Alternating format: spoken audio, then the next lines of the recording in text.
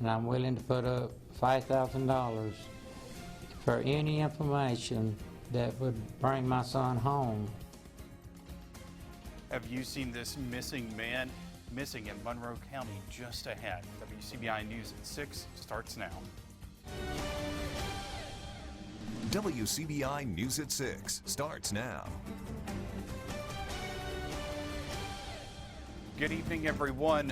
One of Mississippi's top health administrators calls on the governor to postpone school. Dr. Luann Woodward is the vice chancellor of the University of Mississippi Medical Center. She's urging Governor Tate Reeves to issue a statewide mask mandate and push the start of school back. It's been a challenge for educators finding the right balance and working to keep teachers safe and students safe as well.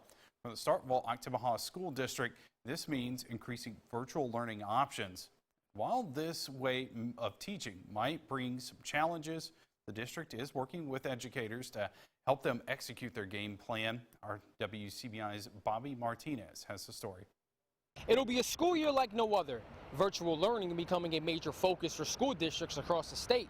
And here in Starkville, the school district has rolled out their virtual plans for the upcoming school year. It's hard to describe what it will look like. First, we definitely want our parents to be our partners. Dr. Leanne Long, Director of Instructional Technology and Distance Learning for the Starkville-Oktibbeha School District, says a lot of planning went into making sure teachers are equipped with resources for virtual teaching. Our intention is to provide them support not only at the beginning, but weekly throughout school, every week that they would learn something new or add on to what they've learned. So we'll scaffold their learning just as they scaffold learning for students in the classroom. The school district's plans changed after a higher than expected number of parents requested virtual learning. Long says teachers will be providing several types of teaching to students. There will be a combination of synchronous learning, which would be live learning or learning with the teacher on the computer at a certain time, and then there will also be some asynchronous learning where the students will complete assignments or do activities and reading, whatever that may be, at another time. Educators know some students will adapt to virtual learning faster than others. I think just as in our classroom that we differentiate learning, we will do the same in virtual learning, that each student will complete material as fast or as slow as they need to, depending on their learning and their needs. And we're definitely going to help our teachers to be able to maintain that environment in a virtual classroom just as they do in a traditional classroom. And if you would like to learn more about their virtual plans for the upcoming school year, I have that link for you on our website at WCBI.com. Reporting in Starkville, Bobby Martinez, WCBI News. The district is scheduled to begin classes on Monday, August 24th. The number of COVID-19 related hospitalizations has decreased. Here are the latest numbers from the Mississippi State Department of Health. Health officials report 572 new cases today, along with 8 deaths. There are 1,172 people in the hospital. That number was almost 1,300 last week. 302 patients remain in ICU. MSDH says 42,391 people are presumed recovered from the virus. This means there are about 17,000 presumed active cases in the state. Although those numbers are much better, this is a sobering statistic. Out of all of the states, Mississippi has the highest rate of positive COVID-19 tests in the country. In the past 2 weeks, data confirms the number of people in Mississippi testing positive is almost at 22%. In his most recent executive order, Governor Tate Reeves issued a mask mandate to 8 additional counties, one of them being Lowndes County. The mask order begins today. Our Stephanie Poole explains how local law enforcement and stores will monitor it. She joins us now live with more. Stephanie. Joey, there are nearly 70,000 people here in Lowndes County. County leaders say it's going to take everyone to help flatten the curve of the virus, and businesses must make sure they are in compliance with the Mississippi State Department of Health.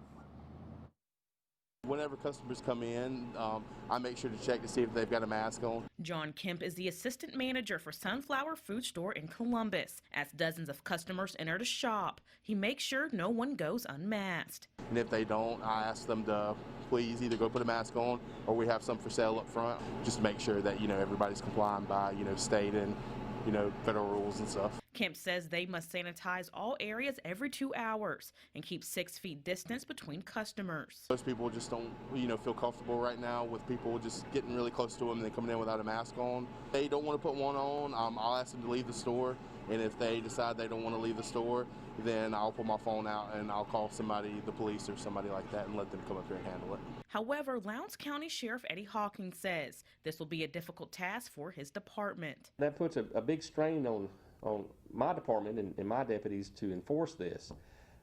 We have 5 deputies working on a shift at a time, answering calls back to back. So we're going to be answering these calls and doing what we can when we see a violation. Hawkins says under the mandate statute 33-1543, those who don't mask up will be fined. That penalty can be up to $500 in fines and up to 6 months in jail if you're convicted of these ordinances. That's why he's hoping citizens will abide by the rules to help protect those in the community. It's going to be left up to the Sheriff's Department to go out and actively enforce these policies that are set in place by the governor. So we're asking everyone to use common sense. Put on a mask. Wear it when you're out in public and around other people to stop the spread of this virus, and maybe we can get a handle on things. The order limits social gatherings to 10 people indoors and 20 people outdoors. Lowndes County will be under a mask mandate until further notice. For now, reporting live in Columbus, Stephanie Poole, WCBI News. Now here's an update to a story we continue to follow for you. It seems like there are a lot of ideas for Mississippi's new state flag. There are more than 2,000 entries. The commission to redesign the Mississippi state flag released these submissions today. Each commissioner will choose 25 flags by Friday. Then members will rank their top 10 choices. The list will then be whittled to 5 flags on August 14th. Once those banners are selected, the 5 flags will be placed on the Mississippi Department of Archives and History website for public comment. The final choice will be made on September 2nd, and then voters can give it an up or down vote in November. We'll tell you how to view more of these submissions. It's all on our website, WCBI.com. Voters in Lowndes County who normally use the Trinity precinct will move to Columbus Christian Center on McCrary Road. For this election cycle, the Lowndes County supervisors made that decision today. Moving the precinct will give voters more distancing options because of the COVID-19 virus, and poll workers can expect an increase in pay. House Bill 824 bumps funds for the workers to $50 for time at the polls, and supervisors also announced a special election on September 22nd to replace Gary Chisholm. Chisholm represents House District 37, including Lowndes, Clay, a small portion of Oktibbeha counties. He served the district for 20 years. David Chisholm, Vicki Rose, and Lynn Wright have qualified to run. We have a pretty nice Monday afternoon developing across our region. Monday evening, I guess I could say, now that we are past 6 o'clock. Temperatures right around 90. The outlier here with our Alpha Insurance Camera Network, Tupelo, we have additional cloud cover, some showers and storms up here in Alcorn County, moving towards Burnsville and northern Tishomingo County. So heads up for you, a little bit of rain coming your way, a little bit of thunder and lightning there too. And a little shower southeast of Calhoun City trying to bubble on up, and a few more back to the northwest too. And a lot of this will be going away as we get into the early evening hours, but we'll just hedge the bet and keep that chance for a little bit of rain going for the next few hours. Lows will get down into the upper 60s tonight. I'm back with your 7-day forecast in just a few minutes. $5,000. That's the reward a Monroe County family is offering for information on the whereabouts of their loved one. Michael Brown first went missing July 9th. Now family members are pleading with the public to help. Our Quentin Smith speaks with the family and investigators. He joins us now live in the studio. Quentin, what's the latest?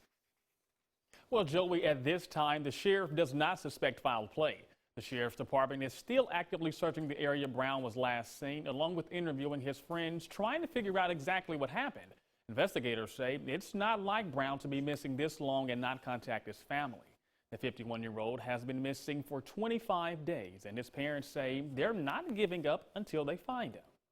Father, I'm asking, Lord, on behalf of this family. It's a prayer for peace and strength. On his bended knee, William Brown is praying for the safe return of his son, Michael Brown. I know that somebody knows where he's at. There's no doubt about that. somebody knows. Michael Brown was last seen on July 9th in the Case and Bigby area, which is between Amory and Nettleton. As the days continue to pass, this father is now offering up a reward for his son.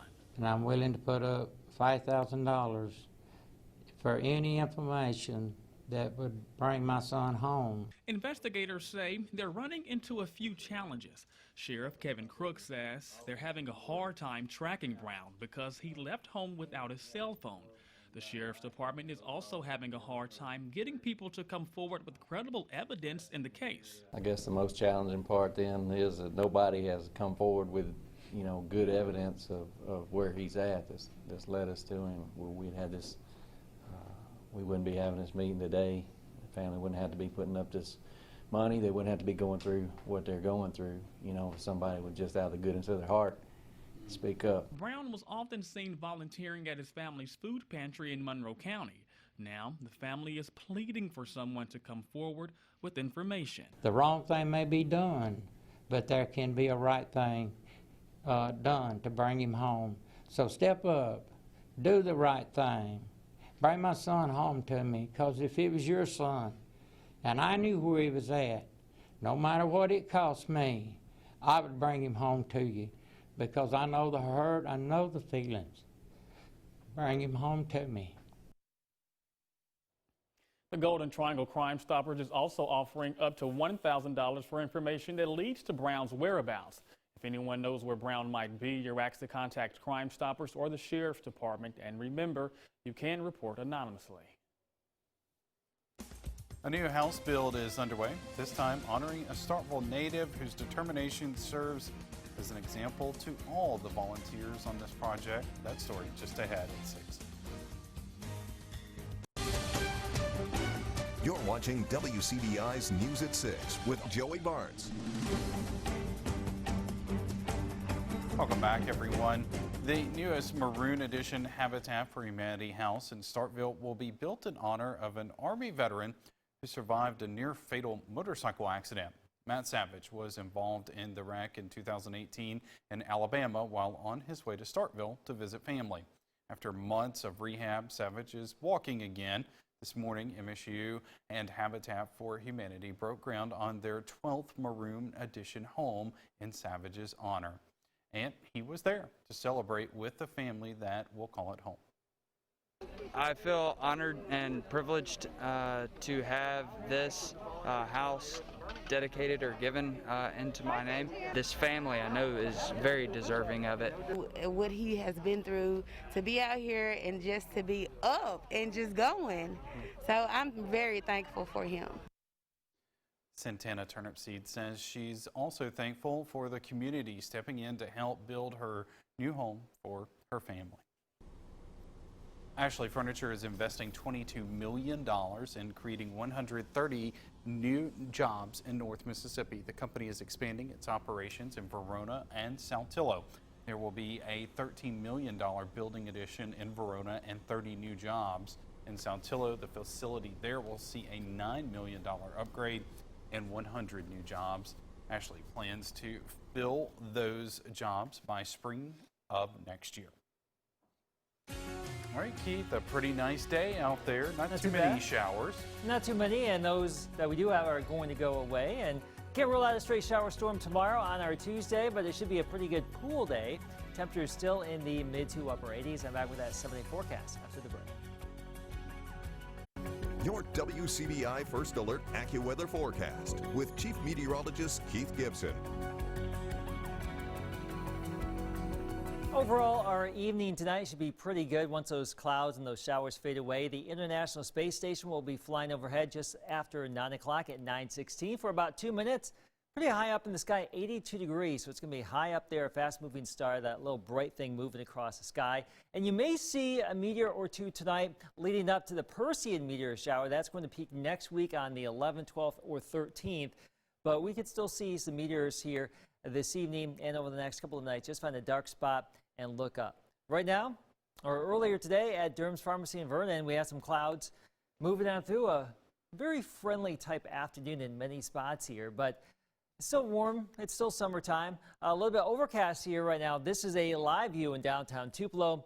because we've had some showers and storms here across North Mississippi. A little downpour now moving through Burnsville, moving towards Iuka, right along Highway 72 right here. Those showers stretch back over into Alcorn County. A little bit of thunder and lightning in that as well. Most of us not seeing any rain today.